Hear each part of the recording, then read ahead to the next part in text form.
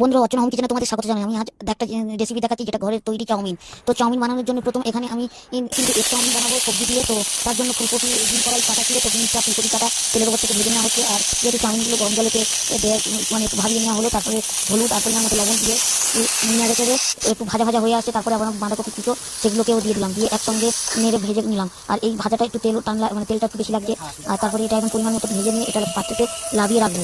তারপরে আমরা আবার চাউমিনের জন্য রেডি করবো ডিম। তো আমাদের ভাজা হয়ে এসছে একদম, দেখো শুকো শুকো। এবারে লঙ্কা কাটা হচ্ছে, কাঁচা লঙ্কা। তো কাঁচা লঙ্কা এর সঙ্গে দিতে হবে, আর কাঁচা লঙ্কাগুলো একটু হালকা হালকা ভাজা হয়ে যাবে, খেতে ভালো লাগে। তো কাঁচা লঙ্কা যদিও স্যালাডের অতটা ভালো লাগে না।